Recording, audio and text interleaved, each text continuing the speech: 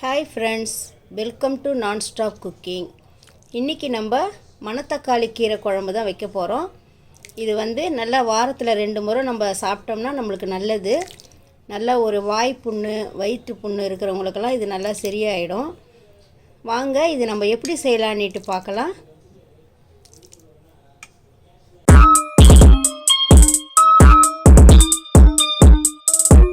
இப்போ நம்ம இந்த மணத்தக்காளி கீரை குழம்புக்கு ஒரு 100 கிராம் பருப்பு எடுத்து நல்லா கழுவிட்டு குக்கரில் போட்டிருக்கேன். இதில் ஒரு 3 பல் பூண்டு, ஒரு அரை டீஸ்பூன் மஞ்சள் பொடி போட்டு இது நல்லா ஒரு 3 விசில் வச்சு நல்லா குழைய வேக வச்சுக்கலாம். இப்போ நம்ம பாருங்கள், மணத்தக்காளி கீரையை இதை நல்லா கிள்ளிட்டு இலையாக கிள்ளிக்கணும், காம்பெல்லாம் போடக்கூடாது. நல்லா இது ஒரு கைப்பிடி அளவுக்கு எடுத்து நான் நல்லா ஒரு 2-3 முறைக்கு நல்லா அலசி எடுத்து வச்சுருக்கேன். இதில் ஒரு பெரிய சைஸு வெங்காயம், ஒரு 2 மீடியம் சைஸ் தக்காளி அரிஞ்சு வச்சுருக்கேன். இப்போ நம்ம இந்த குழம்பு தாளிக்கலாம் வாங்க. இப்போ நம்ம ஒரு கடாய் வச்சுட்டு நம்ம தாளிக்கிறதுக்கு நல்லா ஒரு 2 டீஸ்பூன் எண்ணெய் விட்டுக்கலாம். இதில் கடுகு சீரகம் போட்டு தாளிச்சிடலாம். இந்த கடுகு பொரியட்டும். இப்போ கடுகு நல்லா பொரிஞ்சிடுச்சு. இதில் வெங்காயம் 1, கறிவேப்பிலை இதை போட்டு நல்லா வதக்கிடலாம்.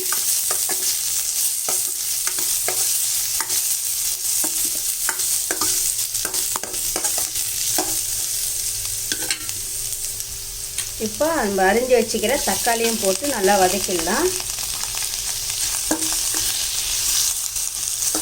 இது நல்லா வதங்கணும், இந்த வெங்காயம் தக்காளி.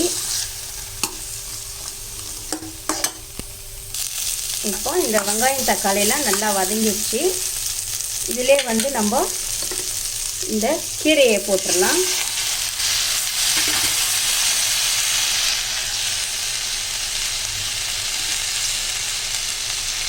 இந்த கீரையை போட்டு இதிலே நல்லா நம்ம வதக்கலாம். இந்த கீரையை, இந்த வெங்காயம் தக்காளி கூட இந்த கீரையை நல்லா கொஞ்சம் நல்லா வதக்கிடணும்.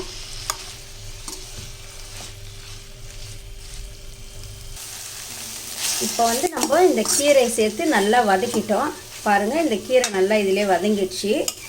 இப்போ நம்ம ஒரு 1/4 டீஸ்பூன் மஞ்சள் பொடி போட்டுக்கலாம். ஏற்கனவே நம்ம பருப்பில் வேக வைக்கிறதுக்கும் போட்டுருக்கோம். அதுக்கப்புறம் நம்ம ஒரு 2 டீஸ்பூன் குழம்பு மிளகாய்த்தூள் போட்டுடலாம். போட்டு இதையும் நல்லா கிளறிட்டு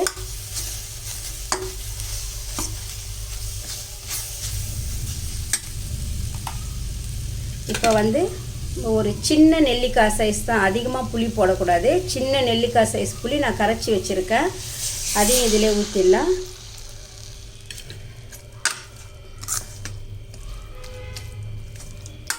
ஊற்றிட்டு இது நல்லா கொஞ்சமாக இதில் தண்ணி விட்டு இது நல்லா கொஞ்சம் இந்த புளி பச்சை வாசனை போகிற அளவுக்கு கொஞ்சம் கொதி வரட்டும்.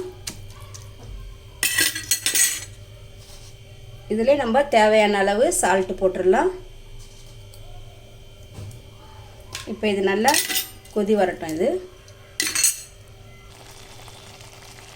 இப்போ இந்த புளி ஊற்றி கொஞ்சம் பச்சை வாசனைலாம் போயிடுச்சு இதில். இப்போ நம்ம குக்கரில் நம்ம வேக வச்சு மசிச்சு வச்ச இந்த பருப்பை ஊற்றிடலாம். இதுலேயே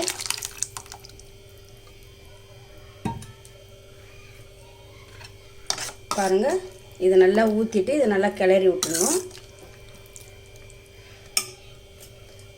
இதில் கொஞ்சம் நம்ம தண்ணி விட்டு கலக்கி ஊற்றிடலாம். அவ்வளோதான். இது நல்லா கொதி வரட்டும்.